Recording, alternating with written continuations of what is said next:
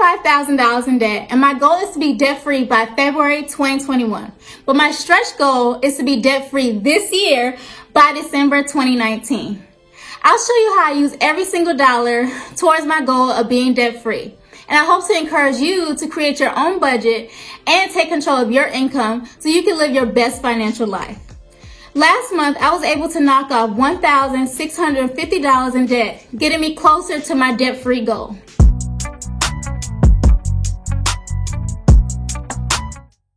Hi, I'm Shayna, and I'm about to review my February budget and walk you step by step through my March budget using real numbers. If you're interested in more videos like this one, go ahead and subscribe and hit the notification bell so you can be notified when I release more videos like this one. Let's start with the review of my February budget. So I have here my income, and last month I mentioned that I plan to get my regular sources of income, which are my fellowship and then teaching. However, I didn't know how much money I was going to actually earn through Grubhub. And to date, I have earned $815 through Grubhub, which is a little less than I expected because I was hoping to earn about $1,000 in Grubhub this month. But there were some things going on that prevented me from working every single day as I had planned to. So I was only able to make $815, which brought my total income to $6,923.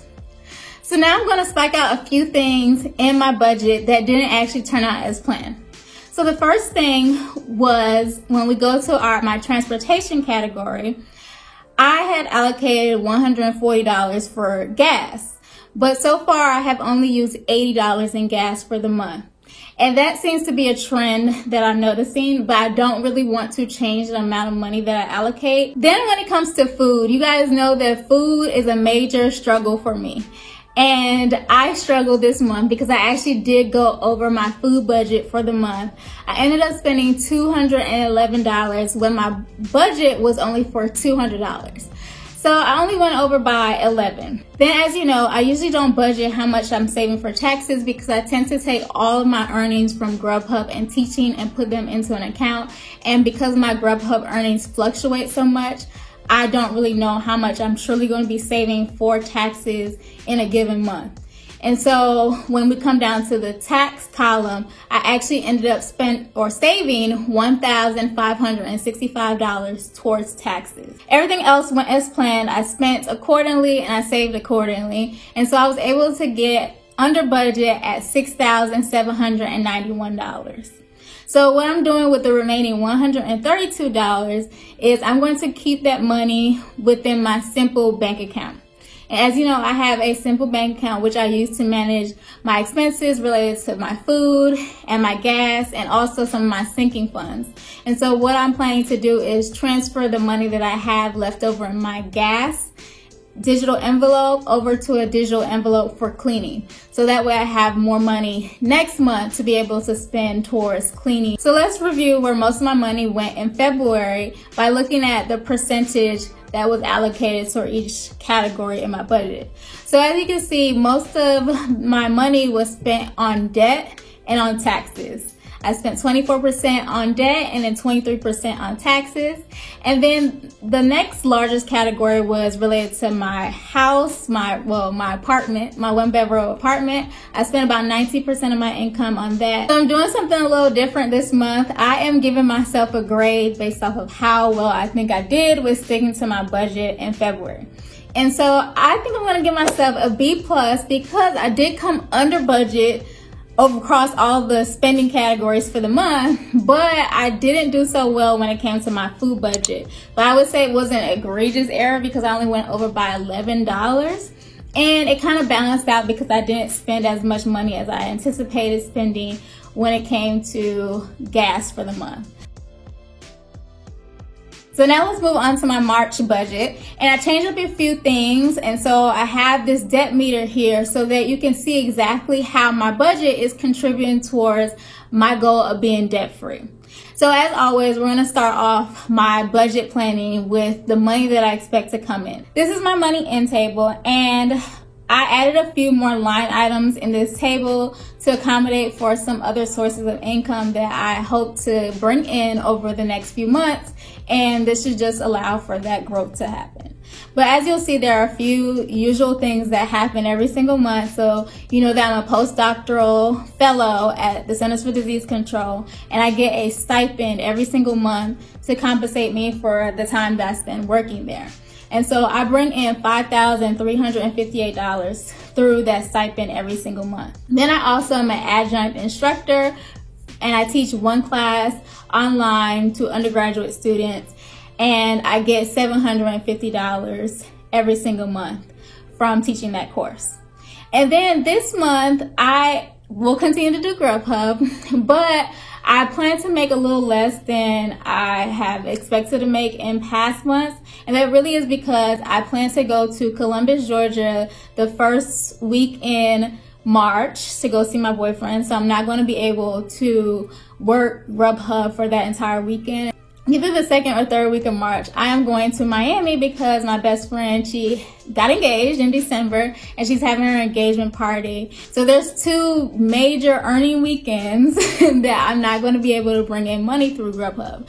And so I'm expecting to only bring in about $800 for the month. Then I have two additional sources of income in my money in table that I received in February, but I have not spent that money yet. So I'm including it in my March budget because that's when I'm going to spend it. So I got a check from Ebates for $108.27. And I got this check because I use Ebates every single time I was shopping for gifts during the holiday season.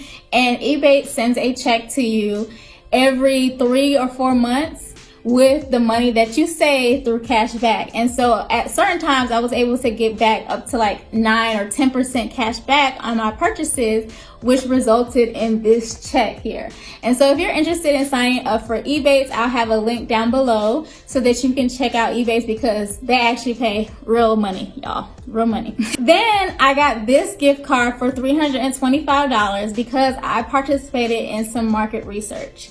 And so the market research was to use this hair conditioner for a month and then go to a focus group. And then for doing all of those things, you would get paid $325. So the cool thing is that I actually didn't even participate in the focus group because I wasn't selected to participate because they overbooked, but I still got paid $325. So based off of all of that, I'm expecting to bring in $7,341 for the month. And I potentially could be bringing in additional money through Instacart because a few of you have signed up using my link, which I greatly appreciate. And a few of you are going to earn up to $1,000, which I will also earn because you use my referral link, which I'll have linked down in the description box below. So at a minimum, I should bring in $7,341. So I'm going to use that to budget for March. Okay, so let's move on to the money out table and we'll get into the nitty-gritty of where I plan to spend or save my money in March. And so a few things don't change from month to month. So my rent is the same at $1,298. I tithe $405. And then for transportation, a few of the categories that I have are sinking funds or digital envelopes that I have set up within Simple Bank. And with that, I know I'm going to send off $213 this month to cover car insurance, which I have to renew in April. And then $140 in gas, which we already know that I don't spend that much, but I'm still going to contribute $140 to my digital envelope for gas. And then I contribute $100 towards car repairs every single month. But when it comes to my auto lease, I typically spend $1,650 towards paying off my car. But this month, I'm going to use the money that I earned from this focus group or this market research and from Ebates and bump up the money that I contribute towards paying off my car. So this month, I'm planning to actually contribute $2,070 towards my auto lease payments. Then moving on to food, that's going to stay the same at $200. Then for utilities, I expect everything to pretty much stay the same. And then I contribute to a Betterment IRA. and that is an individual retirement account, and I contribute $500 to that IRA every single month. And then we're going to skip over taxes and come back to that.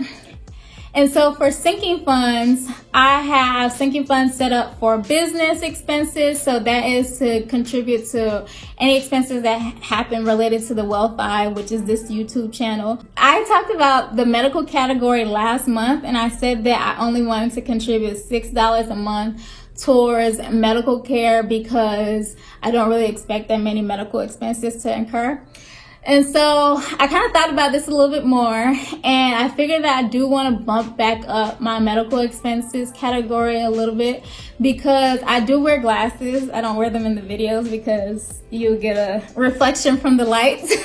And also I don't have dental insurance, and so I also want to be able to buy dental cleaning services through a Groupon. And so I want to build up that sinking fund a little bit more, so I'm going to contribute $20.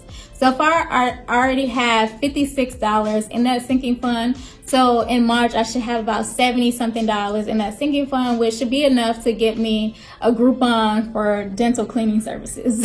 And this is really important for me because I guess there's a hereditary issue in my family, and this month my mom had to get some medical procedures done because she had bone loss in her gums.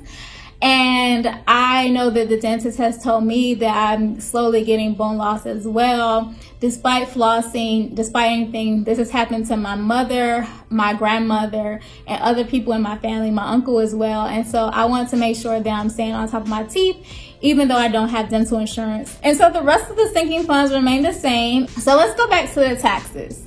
So I mentioned to you guys before when we were doing my February review that I use my Grubhub income and my teaching income to go towards a savings account that I have for taxes. So I'm not going to fill in anything this month yet with those categories because I have not done my taxes yet. And I'm expecting that I will owe money for taxes. And I'm probably going to owe a little more than $10,000 in taxes. So that's going to go towards my debt. And so a little bit may go towards a 2018 debt line, which I included here. And then some I might actually save to be able to pay for my 2019 taxes. But I'm going to do a video all about this, and if the video is already published, I will have it linked up in the card so that you can check it out for more information. But I haven't done my taxes yet because I haven't received my 1099 from Grubhub yet, and they say they're working on it. And so once I have that, then I'll figure out how much debt I actually owe in taxes to the IRS. And then I can actually figure out how I'm going to allocate the money that I am bringing in, either towards debt or through tax savings. So let's go over to this debt meter here. This is a new feature to these budget videos. And as you know, I started off with $108,000 in debt. And so far I paid off everything that you see in the gray. And I have about $65,000 in debt left, which consists of my student loans and my car debt. And you might be thinking, wait, you talked about your car debt, but you didn't talk about your student loans.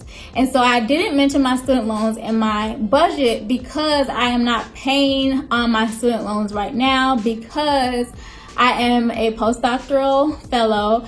And because I'm a postdoctoral fellow, and since it falls under a training category, it still is considered like I'm in school. So I get to do a deferment on my loans the same way you would do as if you were still taking classes towards your degree. And so right now I don't actually have to pay on my student loans. And so once I pay off my car and my tax debt, which we'll soon find out, then I will start to pay on my student loans. So that's why I didn't mention it in this video, but I do have that debt. But as you can see in this debt meter, I plan to pay off the amount that I mentioned for my car, $2,070 that I am paying towards my car in March. So that's the amount here that you see in that light red color, the amount that will be paid off.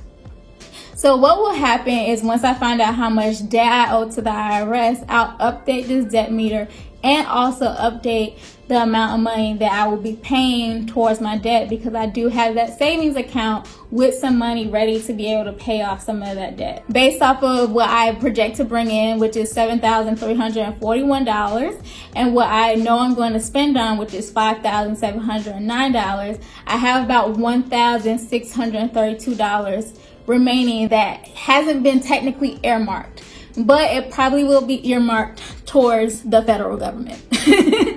But you'll have an update on that coming soon. So that was my March 2019 budget, and I hope that everything was very clear and it showed you how I was planning to bring in money, how I was planning to spend the money, and how the money that I also brought in was able to contribute towards my goal of being debt-free. And as you know, I have a few areas in which I can improve, and really, to be honest, like food is the category that I need to work on every single month, but I hope that this month I will really be able to stay under budget, and I think I will be able to this month.